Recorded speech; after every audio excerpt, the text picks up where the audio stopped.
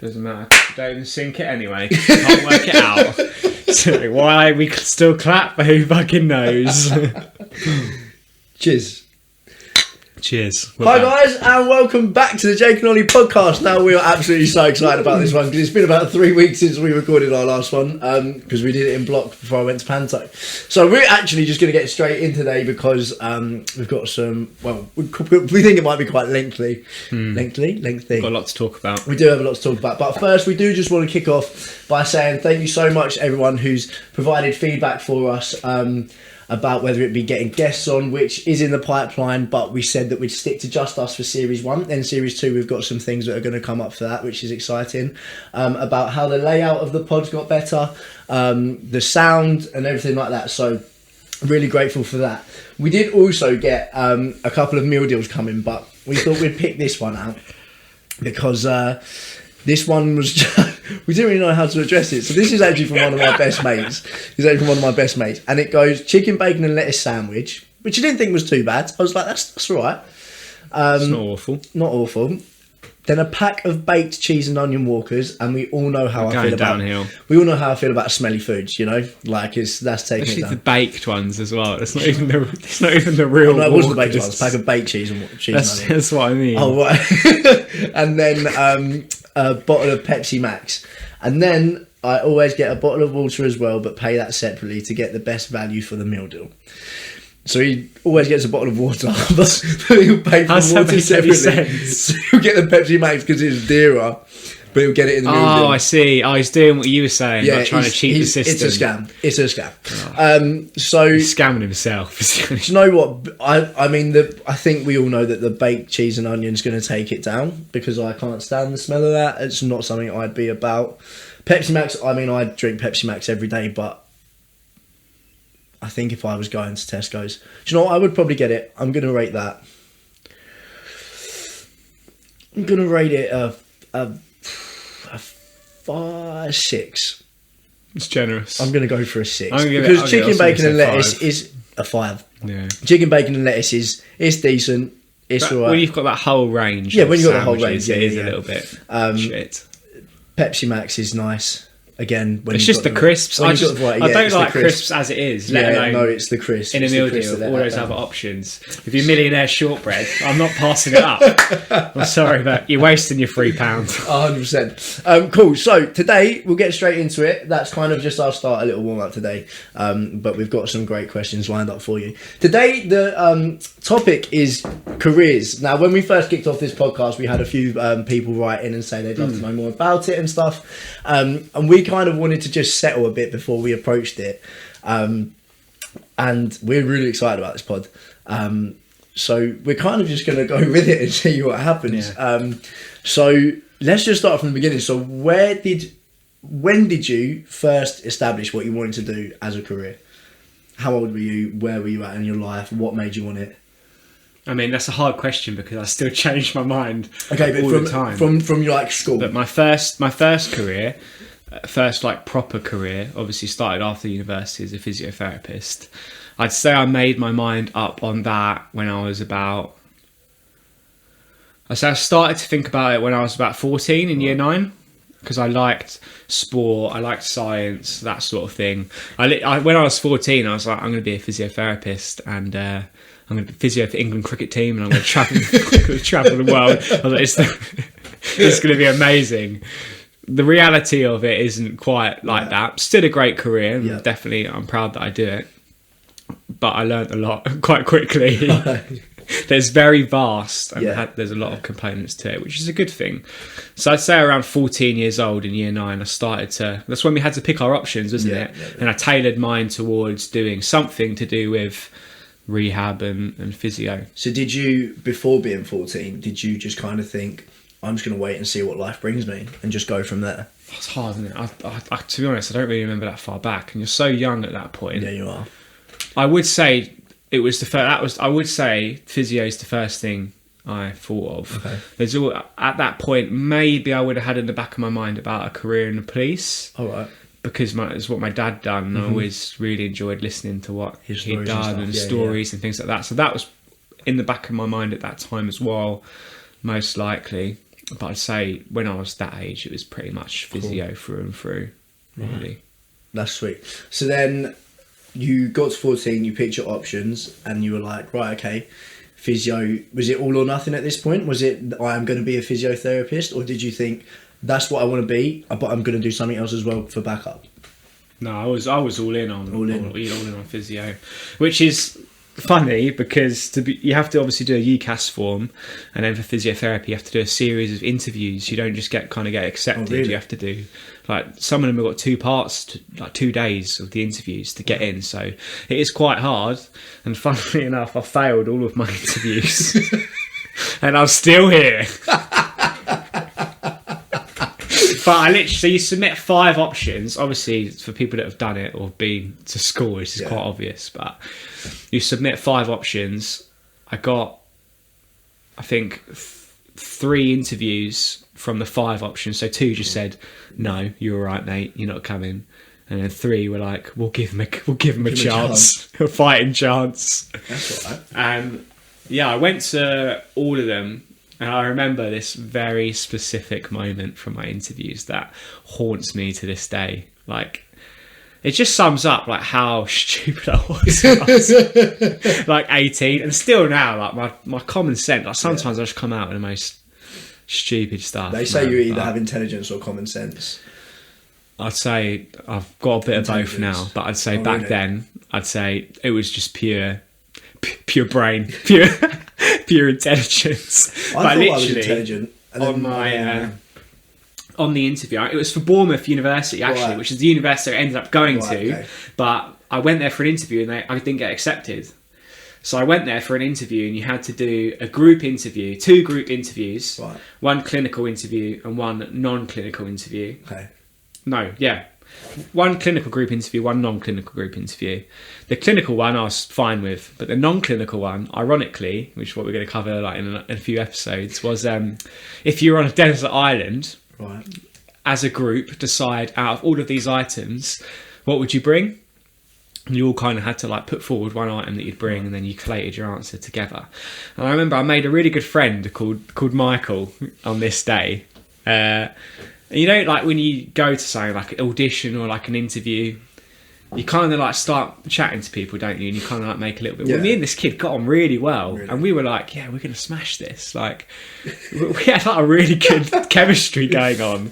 And I sat next to him in this group interview, and I was like, there was like one of the items you could bring was a sheet of plastic, and I thought what they meant by a sheet of plastic was like, you know, like a Tupperware type plastic, like hard plastic, a big sheet of that, like just a fucking wham. I'm going to be honest, that's the first thing that entered my head when you said that. Yeah, I don't think it was that dumb at the time, but obviously they meant a sheet of plastic as in tarpaulin kind of plastic, like loose. Stuff. No, like looser, like loose tarpaulin.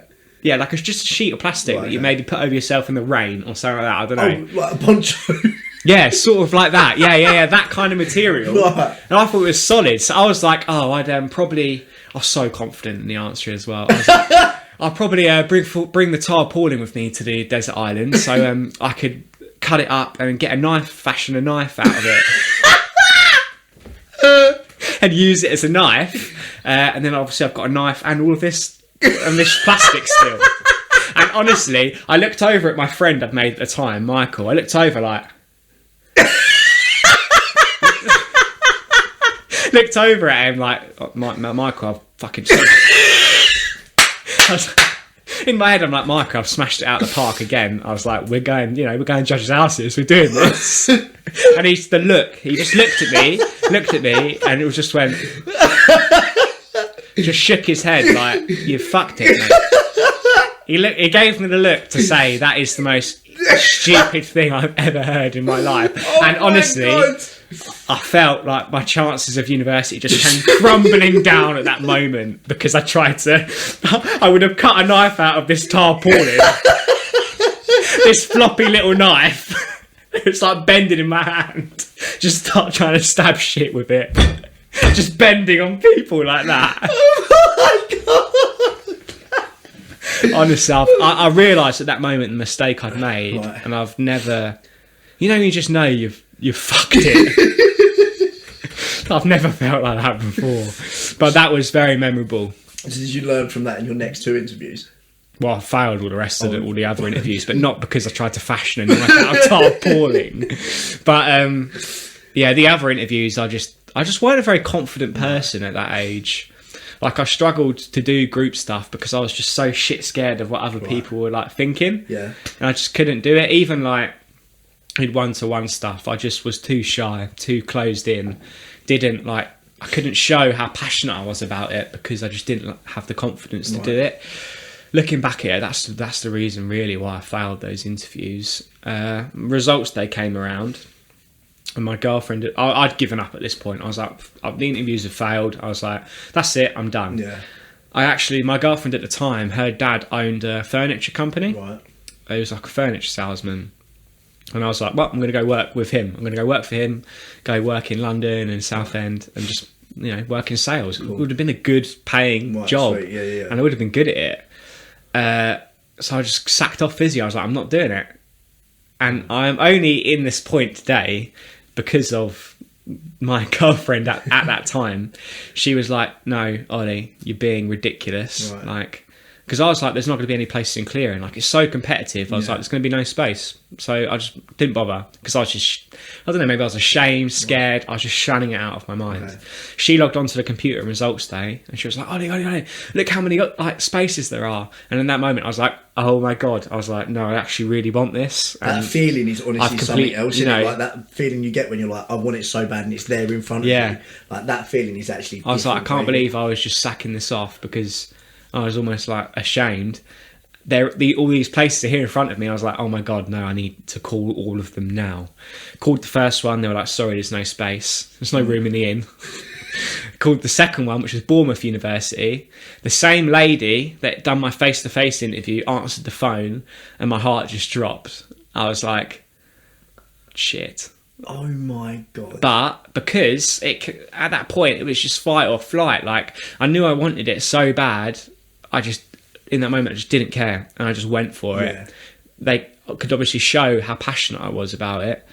They could tell that, and I just absolutely smashed the phone interview. And I think part desperation, part final chance, and part it wasn't face to face. It was over the phone, so I didn't have the nervousness.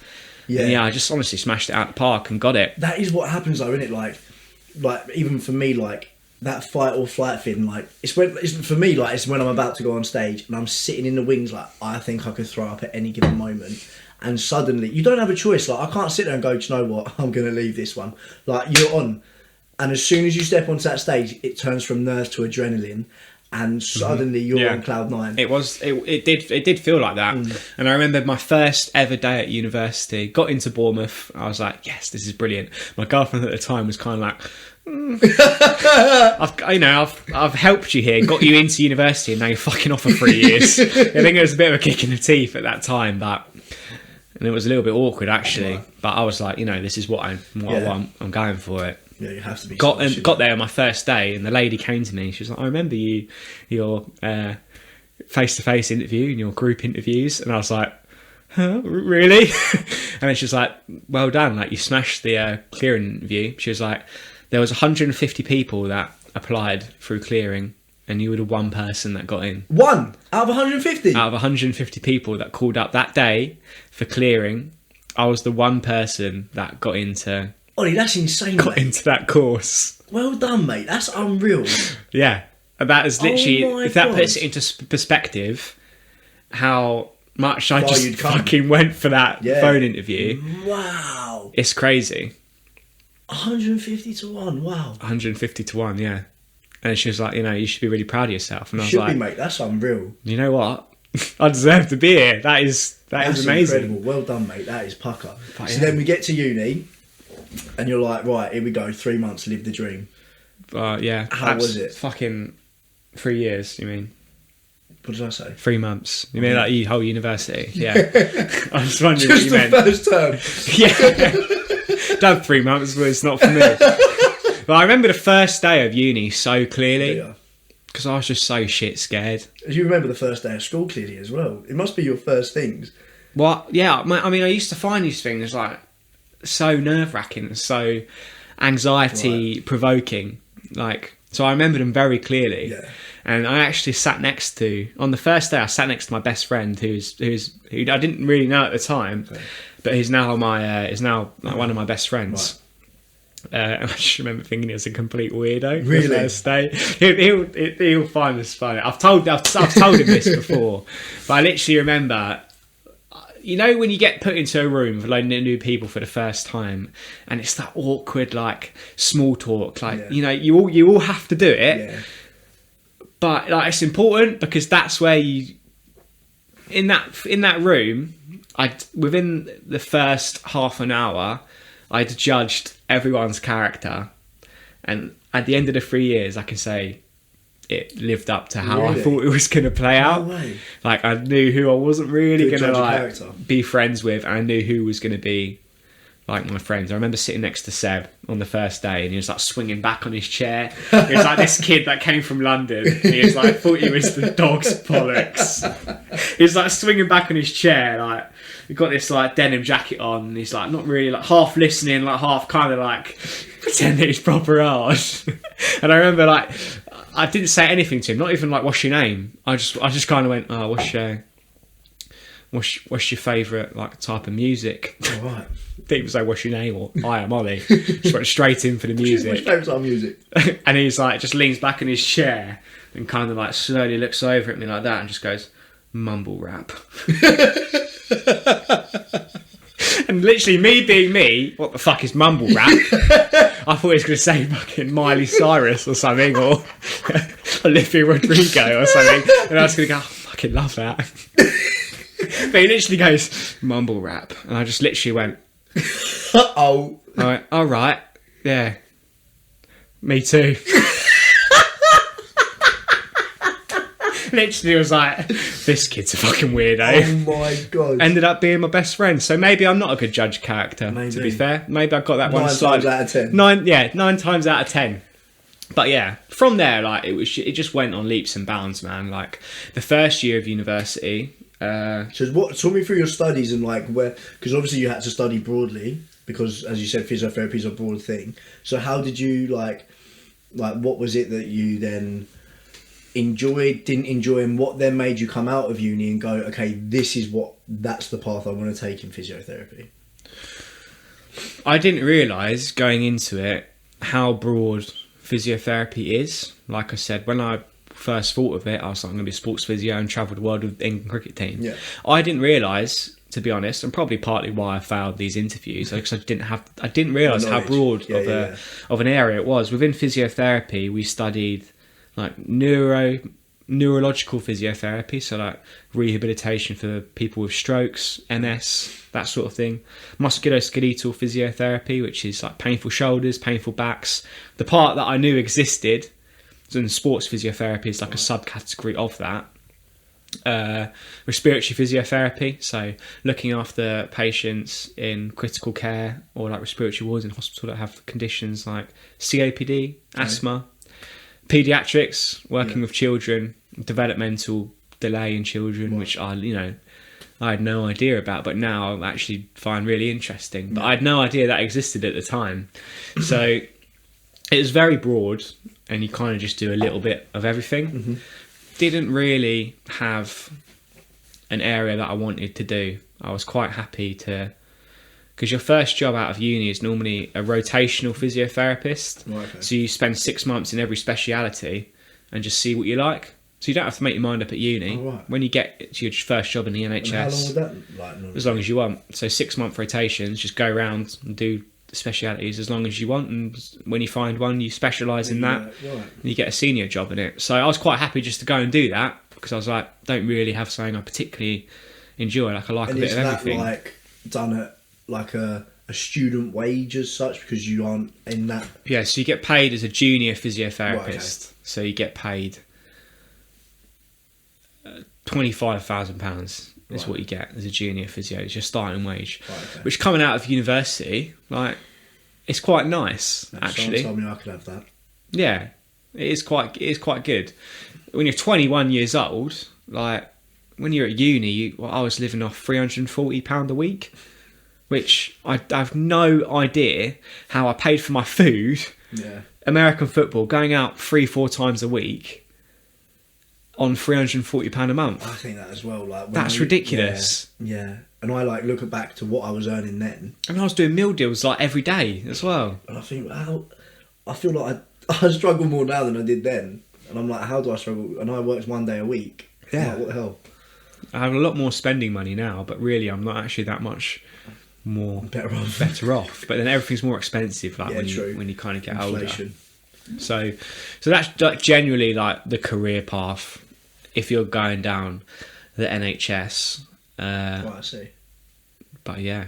And then what was it that made you think, do you know what, this is the one at that time? Well, the speciality. It was actually during the coronavirus pandemic. I spent a year working in respiratory, so across what's called an acute respiratory care unit and critical care, which obviously ITU, which is quite a common term. Yeah. I think a lot of people, essentially patients who have a tube down their throat and they're ventilated, so they've got a machine breathing for them. Right. On that, and then on the ward, all of the patients haven't got the tubes and they're breathing for themselves. So I started in respiratory in August 2020 and I spent a year there because the pandemic kicked off at that point. Okay. It was... Sorry, just to interrupt. How did you find coming out of uni in the lockdown to getting your first job in August then? Well, because I was going into... So I graduated in June 2020. Did you stay in Bournemouth or did you come home? I came home June 2020. Coronavirus kind of shut down our last half of the third year, and we all went home early. Right, okay. The Healthcare Professionals Council, basically, because the pandemic was kicking off at this point, in the hospitals, they were overflowed with COVID patients. They basically said, you can apply now to get your PIN early, your registration PIN. Okay. You can't practice without one. Right, I see. And you can apply early, just leave uni, come work, because we need as much help as possible for these COVID patients. So I'd done that. I was going to start in September, but I pushed it back a little bit, got my PIN and just went straight to work on respiratory. So it was easy finding a job. I had that job secured in my third year of uni. That's so sick. So in physiotherapy, there's about a 95% graduate rate. That's sick. Before the course finishes. So everyone in my class in their third year, bar one person, had a job before they even finished the third year. Mate. That is unreal. So in terms of graduation, in terms of getting a job after, it's 100% basically. Wow. You don't even have to finish uni and search for one. You can get one as you study. And literally finish uni, bang, I've already got a job secured, have a great summer, go start work. So I started in respiratory during the COVID pandemic and it was stressful. It was I bet. crazy because it warped my perception of physiotherapy. Okay. Because what we were doing wasn't really like physiotherapy. It was more emergencies, like care for people. It was more which still falls under respiratory physiotherapy, but a lot of the patients we had at that time during the coronavirus pandemic, it was such a strange disease to see people to have, because they had all of this oxygen on their face, all of these oxygen masks, giving them lots of oxygen, which would normally put someone like knocked out. Yeah. Like they would be really unwell, stuck in a bed. But these coronavirus patients were just walking around like living their almost normal lives with a incredible amount of oxygen being delivered at the same time, which was just strange to see. Right. Because from a physiotherapy perspective, this person's walking around absolutely fine, but you're looking at the support that they're being given and it's just not matching up. No.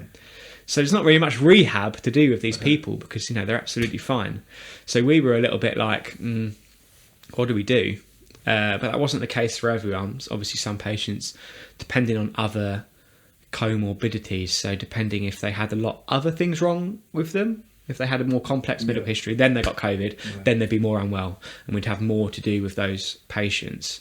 And a lot of our job role at that time was trying to wean the amount of oxygen that these coronavirus patients were receiving through the machines that we were giving them. Would have turned the oxygen down little bit by little bit every day, keep an eye on their blood gases and their oxygen levels, and we just try and wean it every day, as well as keeping them active and moving as much as possible. So when they get out, when they recover, they're not just stuck in bed and they can actually still move around. As well as if they had any sort of like phlegm or anything like that, then we can like remove the phlegm by putting suction catheters in their noses, in their mouth, down into their lungs, and then sucking all the phlegm out. Which to me was like, if I think back to me, that my 14-year-old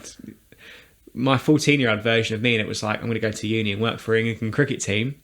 If you had told me you're going to graduate and go into a global pandemic where you're going to be suctioning phlegm out of people's lungs, 8 times a day, I would have went, what the hell is that? That's not physiotherapy. But I learned that is part of the job, and that is what we do, and I loved it. I loved that.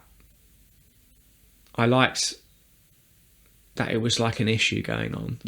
I liked working that there were, you can tell everyone's talking about what's going on, the COVID and what's happening in the hospitals, and we were there living it and actually helping these patients to get better, with obviously alongside doctors, nurses, OTs, healthcare assistants. It's a whole team effort, and I really enjoyed that aspect of it. That it felt like you were fighting a cause. It felt like you were fighting something. You were fighting for something. You were trying to beat this virus and get all these people better. And at the time, you don't realise how crazy that was. A lot of people lost their lives during that time, and a lot of people died. People that were 40 years old, 50 years old, and that if COVID wasn't around, they'd still be alive today, just living their normal lives with their wife, children and family. But because this pandemic has rolled around and it's got hold of them, they dropped off and they passed away. And when you're there living it every day, and you see someone who's 50 years old pass away in front of you. Really challenging? At the moment, because I was so engrossed about helping and being on the front line of it, it didn't faze any of us really. We just almost accepted it as, it sounds bad, but it's just it's another person who's passed away from this, and you don't realise at the time how crazy that is, and it didn't really affect any of us. I don't think at the time when we were when we're watching 8, 9, 10 people do that a day, just drop off like that, which sounds a very uncompassionate way to say it, but that is kind of what it felt like. But we enjoyed it. It was like enjoyable misery. Is how I'd describe it. It's like being in war. When someone's at a war or in a war, obviously what they're doing and what they're seeing isn't particularly nice, but they feel like they're fighting for something. They feel like they're fighting for good. So there was a motivation for you every day to get out of bed and go to work. I loved it. I couldn't wait to go to work. Friday would roll around, I'd be looking forward to the weekend, but Sunday night would get there and I'd be really excited to go to work because I felt like I was making a difference in these people's lives, and I was, we were all helping, and I loved it. And then I moved out of that. The pandemic calmed down again. I moved out of the respiratory unit into paediatrics, which I had a great time in. Was completely different, working in a special educational needs school to doing the type of work we were doing, where on an almost daily basis people are losing their lives. Sometimes we're having to perform CPR on people and resuscitate people. Is just it's mental. It's not your normal day's work as a physiotherapist, put it that way. I go back to normal stuff, working with children. Great time, amazing. Met amazing parents, amazing inspiring children, but at that time it caught up with me. What we'd been through, what had happened in that year, and I found it hard to just concentrate. I went from this busy environment to sitting in an office in a school, being not really on my feet and just seeing a few patients a day, and I had a lot of time to think, because when you're there, you're just going every day. You don't think about what's happening. When you're out of it and you sit down, you think, oh my God, did that actually just happen to all those people, and did we were just a part of that? And it caught up with me, and I found work really challenging after coming out of that.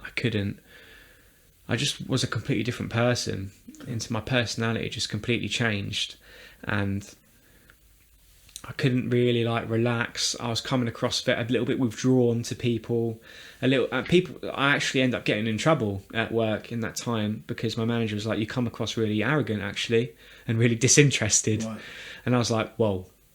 I was like, someone who knows me would say I'm not arrogant, and I don't come across that way. So at that point, I was like, "Okay, this is actually becoming a little bit of a problem. I can actually see it starting to affect my personal life." Carried on with work until the point where I moved departments again, and it was just like it was just getting worse and worse and worse and worse. This feeling that I couldn't relax, and I wasn't myself. So I decided to take a little break from physio at that point, and just take a break from work completely. I'm very grateful that I actually done that, to be honest, and I took that. So when was that? That was December just gone, so that was only 6 months ago. So how long was you in that? The first one, so you from August 2020 to basically August the next. So a year, and then that latter like 4 months. It was about 8 months. It was about 8 months after that where I went peds and then another department, and when I was like starting to feel like I was getting a little bit, I was just losing myself, getting in a bit of a rut, really. So I took a break from work, and it was like great, to be honest. 6 weeks. I took a long break from work, actually, and like the NHS are brilliant with that sort of thing. They just like to take as long as you need. During that time, I started some counselling. I don't know if I told you this story about the counsellor I had that like went to a loony a mental institution. I started doing some counselling because I was like, I need to do something to get out of this. Obviously, things that have happened to me that I'm just not processing and not vocalising. So I started doing that. Obviously, during that time, actually, during the pandemic, like I lost some family members to COVID, some things happened in my family that were quite upsetting, but because I was so busy at work, I just ignored them all and didn't think about them. So then that's catching up with me as well, on top of that. So I started doing some counselling. It was all right. It kind of like, it helped me process things and just get them out and off my chest. But I didn't find it that useful. And okay, so I've done that. How am I now going to move forward and get myself back to where I want to be? Long story short, I had one counsellor, and I caught her like drinking during the Zoom calls. I'm literally logging on in the evenings. You know, I'm meant to be the one getting something off my chest, right? I'm meant to be the one offloading here, and I'm joining the Zoom call, catching my counsellor taking swigs of wine and not swigs, but like guzzling it, thinking, you know, I need to get a quick bit in before he joins. Yeah, literally. I'm like, oh, left hand drinking, see it off. Wow.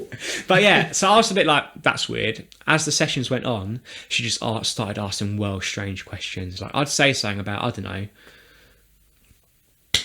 something I experienced at work, and then she'd follow up with a question that just had nothing to do with what I said. Right.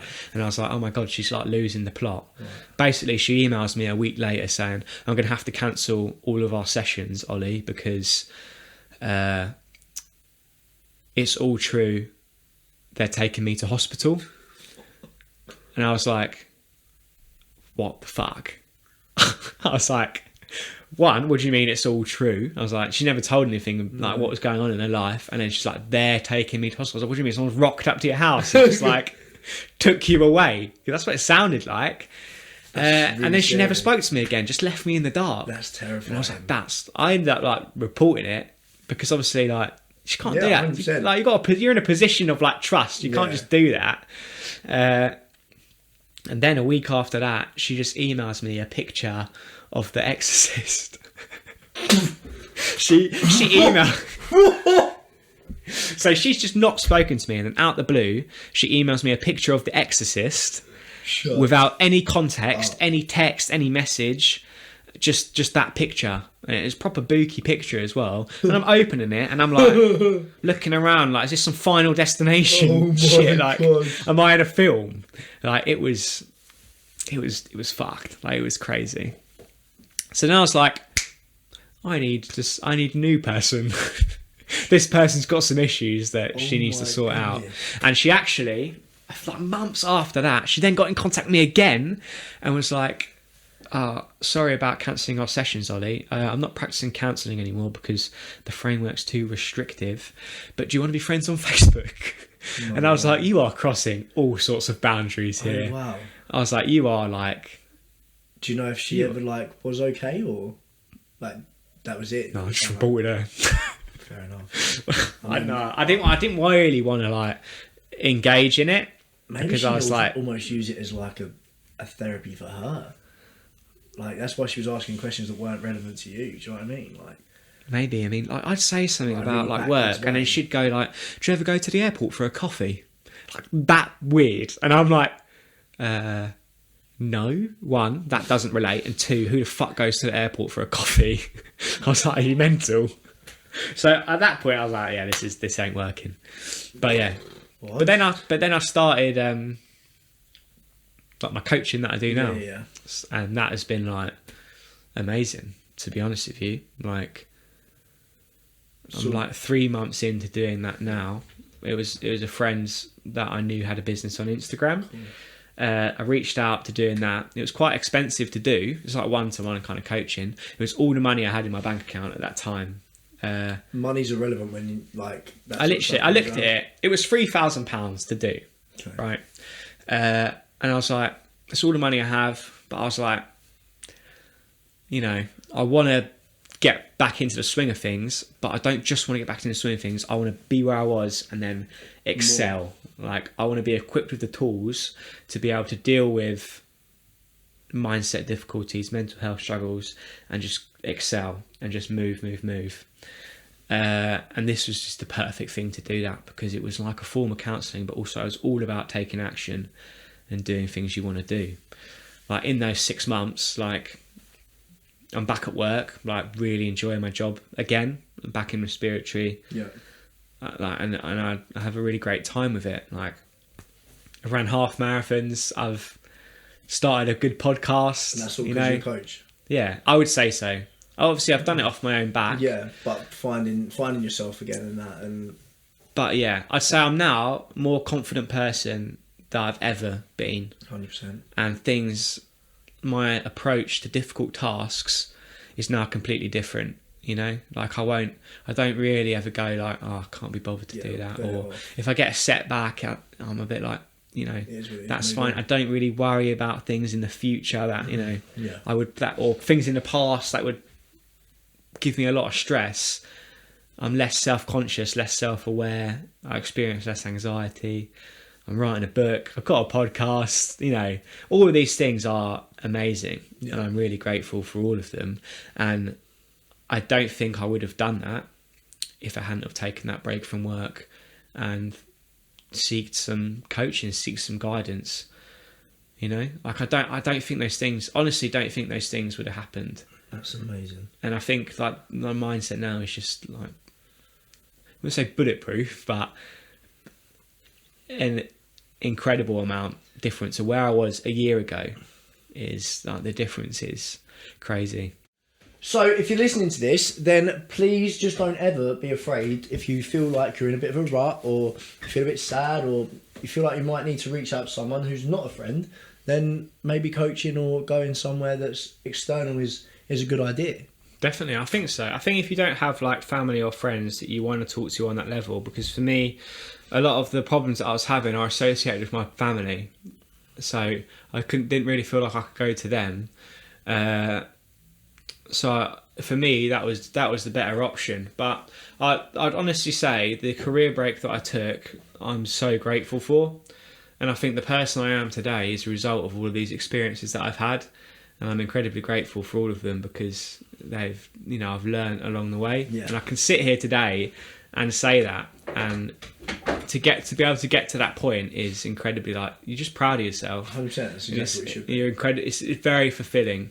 So if you ever feel like you need a career break, take one. Yeah, 100%. Or any sort of break, just take one. Because I found in that time that for me, I needed a bit of a career change, and I wanted to go for a bit of a career change. Is that where that came in? And that's where I decided that when I took that break from work, that is when I realised something that I've always wanted to do was be part of the army and be in the army.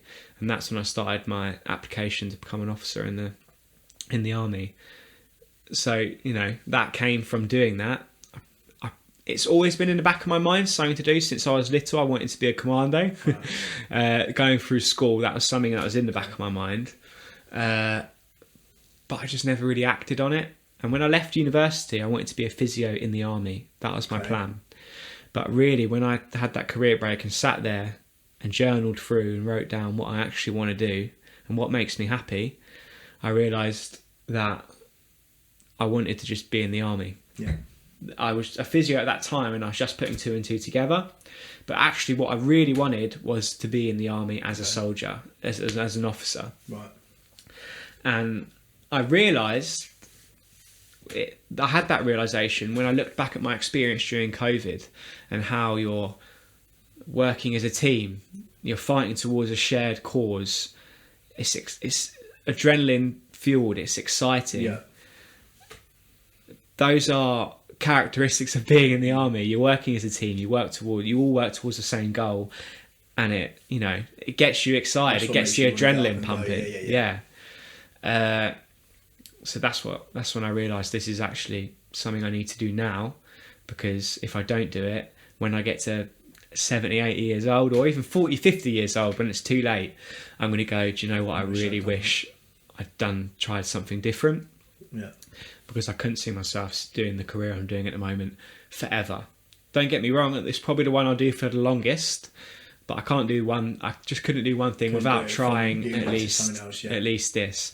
And yeah, that's when I started my application to be in the army. I started that in December, had my medical assessments in January, but I got a medical deferral from the British Army because of the career break I had. Because I was signed off from the GP. Right, okay. I signed off sick, if you like. Well, yeah, that's what it is. You're medically unfit to work. Okay. Because of that, like anxiety, low mood, these things can stop you from joining the army. Understandably, they don't really want to give someone a gun who's feeling a bit off themselves. Yeah. So they said you need to, because it's an isolated incident. It's a time in your life where you just needed that break, and it's not an ongoing thing or a diagnosed issue. Then just wait a year until that incident, and then you can restart the application. Okay. So I can restart my application for the army in January, this coming January, so like 8 months away or whatever it is. Cool. Then I can go through my selection exams, and then by the end of next year I'll start at Sandhurst. That is the plan. Plans change, but I can't see it changing. Okay, to be honest, all you've got to do is pass them tests in January and you'll be in Sandhurst. Well, you say all you've got to do is pass those tests, but it's quite difficult. In the grand scheme of things. In the grand scheme of things, yeah. You have to... You go to... Basically, the testing goes over 3 days. You do a maths, English test, a psychometric test, verbal reasoning test. Verbal reasoning? Yeah, do you remember doing that in like my 11 plus? 11 plus? I didn't take my 11 plus. Yeah. I remember, like if the cog spins this way, which day does the other one spin? Oh my god. Oh, it stopped. Again? Oh, that can't be right. Fuck's sake. Definitely. Right, we're back. We're back. We're rolling. We don't even know what happened there. We're going to have to make some significant investments in the podcast. We will be investing in the pod. The pod will be invested in... we're going to get a new camera. And a mic. And another phones. We're going to get another mic. And yeah, by the end of Series 1... By the end of Series 1, this is going to be... This is going to be pucker. It's going to be top notch. It's going to be the best one on Spotify. Yeah, manifest it. It's going to happen. It's going to happen. It's a pilot season. It's a pilot season. This is testing You normally the have a pilot episode. We've got a season. We're taking a season to work it out. All right. We're allowed to be new to it. So cool. So picking back where we left off, we got to the end of physiotherapy, which was amazing, really cool, and then we got to your coaching, and then finding that you wanted to go into the army. So then we got to January next year where you retake your tests to then go to Sandhurst. Yeah. So really, it's just what my current goals are now. Which are applying. So I have a little vision board. Okay. I've made what my goals are, and then I've just put loads. I basically have it as my phone screensaver. I've got it in my room. It's on my desktop. It's everywhere, so I can't avoid it. Right. It just keeps you like thinking about what you're working towards, Cool. which I think is really good. And on there is my current goals are. I'm applying for a new job at the moment, which is a lot more money than what I'm getting at the moment. It's work from home, so there's a lot more money, and more flexibility means it's going to be easier to achieve these other goals. One of them being I want to start some sort of property investment. I've made some pretty great investments so far. I've invested in myself in coaching. I've invested in myself in laser eye surgery. I need that. To be honest, that was together about £7,000. Probably the best £7,000 I will probably ever spend. Like, even if my next investments make me £1 million, I don't think. I honestly, actually, genuinely mean this as well. The £7,000 I spent on coaching and improving my mindset, which is even why I can be in this position to take on these things, and just not having glasses and having better than 20/20 vision. I don't think anything can top that, to be honest with you. Money's so relevant when it comes to things like that. Yeah, you really do. That's why I went just for put it. that aside and just go. You know what? Money doesn't matter for your mental health. Your quality of life and your mental quality, health is more 100%. important than anything. Also, I've invested in some stocks in electric vehicles. Not doing great at the moment, thanks Russia. But by 2030, I'm hoping. I'm confident that we're going to be. There's going to be some serious Wonga in there. You heard it here first. 2030, early backer of Neo, Ollie Cousins. Okay. But the next investments I want to make are into property, something that is going to generate me back income. Mm-hmm. And my initial idea is property. And this new job is double what I'm earning at the moment, and will make it easier to be able to invest in this sort of thing. Working from home means I'll have more access to work on the podcast, more flexibility to do that, more flexibility to write for the book I want to complete by the end of this year. It's just a better option for me. But in terms, so the property investments, the book by the end of this year, the marathon at the end of this year, officer in the British Army, and an ultra marathon next year, a 50 miler. I'm going to do a double marathon, essentially, is what it is. That's going to be my goal for next year. Wow. But during that time, I'll be doing all my tests, and I need to get fit anyway, so I might as well do an ultra marathon. Do you know what I mean? Yeah. So from when would you start Sandhurst? December, did you say? January, not this January coming, the January after. Oh, so you get a whole year. The whole selection takes a year. Okay. It takes ages. So then you can. So you could, if you was to get this new job, you can do that from then until next December. Yep, I'm going to get this new job and do that until I join the army. But what I've actually realised recently is everything is just going my way. Everything is falling. I've said that I want these things, and all these opportunities are coming up of things that I've said to myself that I wanted and that I'm going for, and it looks like are going to happen. I'm getting more money, more flexibility. I've always wanted a project like this to work on, and it's becoming successful.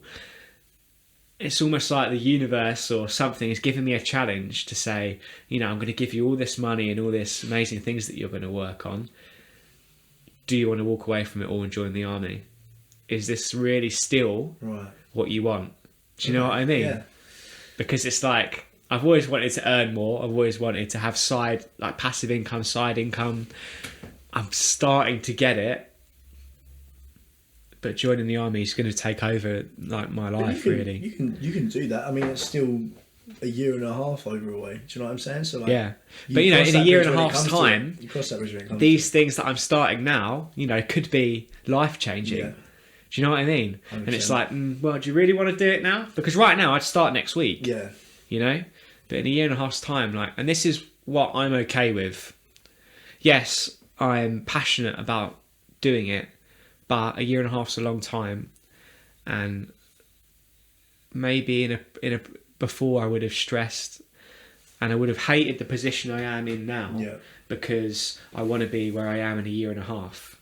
But my mindset now is, well, you're not there, you're here. Yeah, so live it. What are you going to do now to make the most of it? And in the back of my mind, I think maybe it might bite me in the bum a little bit, because I think I might make something so amazing, and it will change my perception on whenever I want to walk away from some of it and just join the army. But then I'm okay. I'm also okay with that. But not to say that doesn't mean that I don't want to do it. It means that I'm okay with not knowing what's going to happen. Okay. Do you know? Does that make sense? Which is cool. I think, mate, just live your life for the next year and a half. Try these things, source these things, and listen. We never know what's going to happen. You could wake up tomorrow a millionaire. No one knows this. Just find it in my post box. Don't start that. Don't start that. But do you know what I mean? So, what's the point in being like, I wish I was in December 2023? Yeah, it's horrible.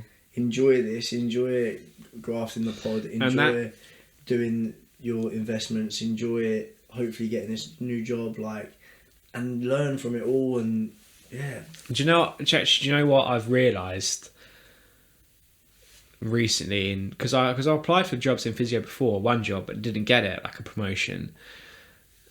And I've realised, if you place your happiness on something that's in the future, you're not going to be happy with where you are now. Yeah. And you're going to stay in that unhappy feeling, because you're trying to force something in the future that might not happen, for one, and hasn't happened yet, and you have some control over. Because I went for this job in physio because I was hating where I am at the moment, where I was at that point, but that was because of my mental health at that time, and I thought getting this promotion in physio was going to be the answer. I thought this was going to just sort everything out, and because I wanted that change so badly, it made me resent where I was at the moment, and made me hate my day-to-day life because I wasn't at that point in the future, which just made everything worse.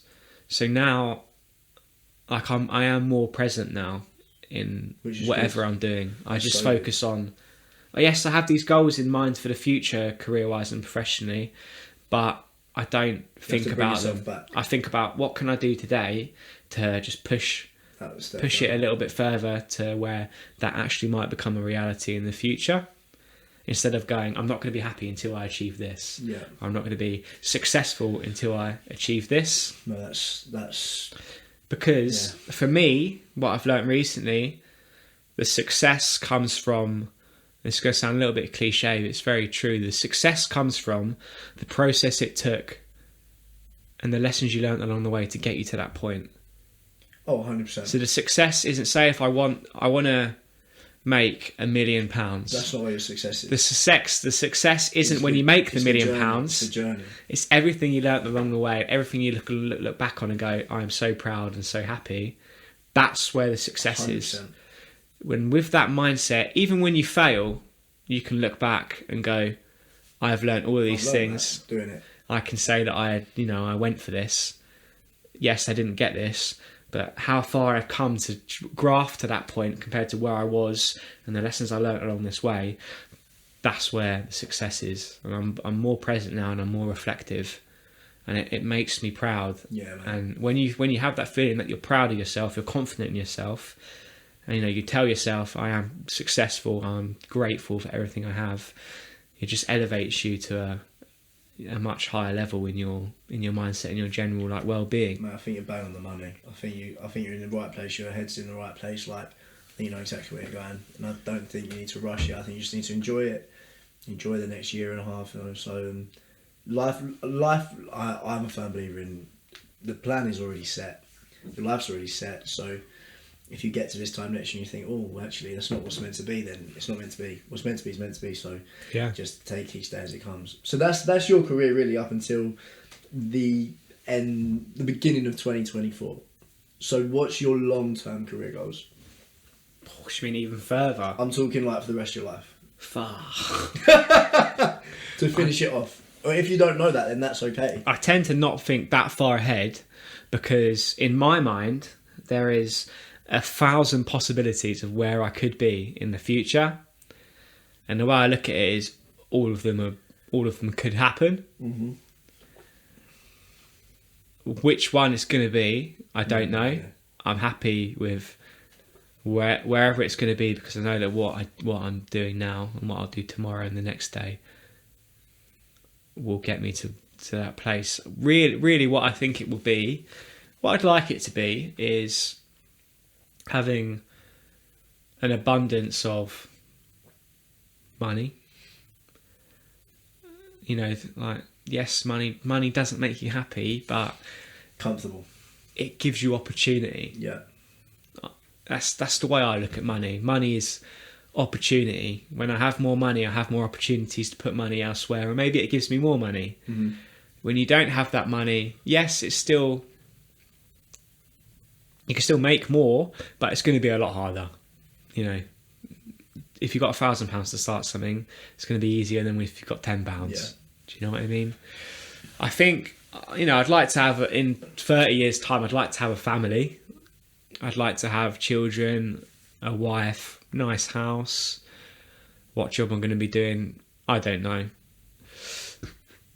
Where that house will be, don't know. I'd like to live somewhere.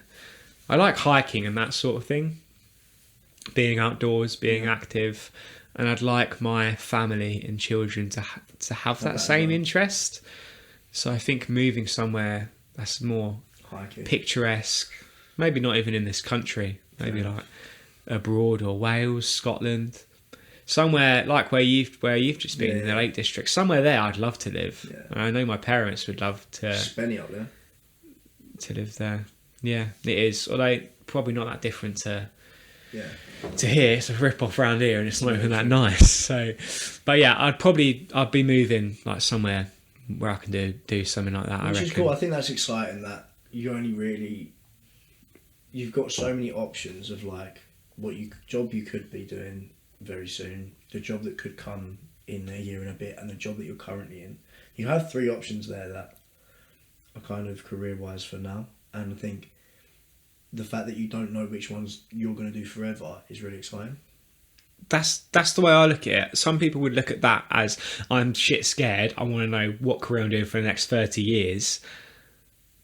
But I'm very happy and very excited for the fact that I don't really know what I'm going to be doing. If anything, that makes it even better. 100%. I think. Well, I don't want to know what I'm going to be doing in 30 years because live life, then it would be spoiled. Yeah, 100%. Yeah, very true. Then it would be like, well, this is shit because I know what I'm going to be doing in 30 years' time anyway. So I've done the same shit each week. why not just focus on now, and then whatever will be. If I really smash it now, you know, I'm just going to be smashing it in 30 years. 100%. So don't really know. There's a little bit of a vague answer, but that is the truthful answer. That I don't know. I'm very happy with that. Now, then? An exciting one. Yeah. A massive journey, a massive roller coaster. And I think that's when you can look back on what you've done and go, do you know what? I'm actually really proud. Even through the downs, mate, and you can sit and go, I'm so glad that happened because I learned from it. Like, bang on the money. To get to that point, things that have happened, like in your past career, maybe in your personal life as well, if you're still holding on to them as failures, as, you know, down moments, yes, those moments might be particularly sad, but if in your present day, if you're still holding on to negative feelings of what's already happened, then it's gonna infect you going forwards.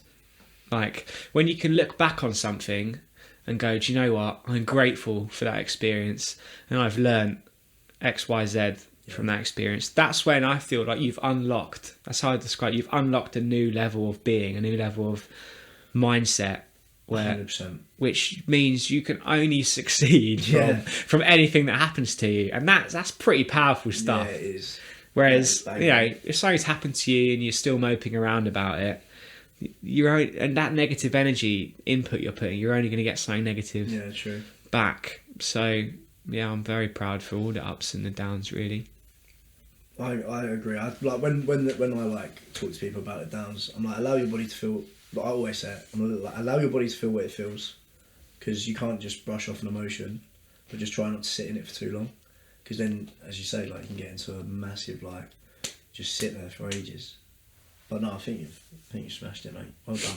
I'm proud of you. I think you actually killed the game. Well done, my man. Yeah, it's good, man. I mean, my coach told me something really, it was really good. I've forgotten what it was. Must be bloody brilliant then. But we were talking about forgiveness. So I was trying to be a bit more forgiveful. Right. And he was saying that when you're holding on to like a negative feeling forgiveness is paired with relax. I was trying to relax more. Okay. I was trying to resent myself out. Yeah. I was like, I'm not really good at this. Let's work on this. He was like, well, is there something you need to forgive yourself for or forgive someone for? Because forgiveness is paired with relaxation. You can't relax if you're stressed about something. Is that thing you're stressed about paired with something you need to forgive yourself for or forgive someone else for? Yeah. So if you're if you're not forgiving, you're more stressed. If you're more stressed, you're not relaxed. So is there something you need to, like a mistake you made or something you've done that you need to forgive yourself for, that you're stressing over right now? Yeah. If you accept that it's happened and what you can learn from it and get rid of the stress, you then will become more relaxed. And I was like, do you know what? That's actually really true, because I was stressing about certain things that happened in the past, and I forgave myself for it, and I was like, you know what, it feels put to bed, and now I feel like I can just move forward with it, which is great. Great. So I think that pretty much wraps up what I've experienced in my career, the lessons I've learned, and where I'm kind of going forward with it. And I hope that people found that interesting to listen to. Mate, I literally just feel like I'm in the zone. I hope that a main message that I'd probably want someone to take away from my experience is that it's okay to not know what you want to do. Right. It's okay to maybe feel a little bit stressed out about that, or just feeling stressed in general. Yeah. You won't know where you're going to be in the future. Let's just accept that fact straight off the bat. 100%. So focus your intentions in on what you want now and how you're going to get it. And if what you're doing right now isn't serving you that purpose, then look to find something else. Doesn't matter if you bounce from one job and go to the other and go, this is crap, at least you've done it. Yeah. And then you learn from that, and you refine your choices, and then you eventually find what you want to do and what makes you happy. And if you need to take a full break from work to do that, then do it. Yeah? Don't feel ashamed. Don't feel sad. Listen to your body. It will serve you well in the future.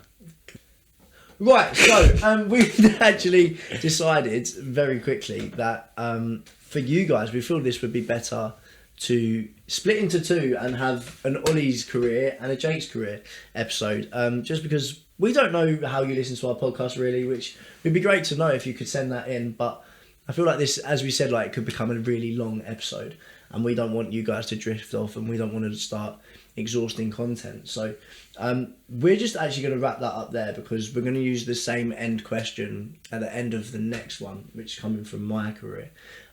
So I've thoroughly enjoyed listening to your career. I think you've got it slap bang on the money, and I'm super proud of you. And I just think that, I'm just excited to see where you go in life, because I think you've got so much drive, and as a person you're great. So I hope it all works out for you, because I think you deserve the best. And And I hope you guys feel the same too, just from listening to Ollie. So I'm going to wrap it up there. If you've got anything to say, please do. Yeah, no, thank you for listening. Thank you for sending in your questions, your feedback. Keep it coming. On the topic of guests for the next season, if you want to be a guest, here it goes. We know some of you do. Send it in. If you've got something unique you want to talk about, something that maybe you're working on that you want people to know about, well, we want content and we want guests. Yeah. So if you've got something that you want to shout about and you think is interesting, you're passionate about, let us know, and you can submit an application. Amazing. Right, everyone, thank you so much for tuning in. That was episode 6 of the Jake and Ollie podcast.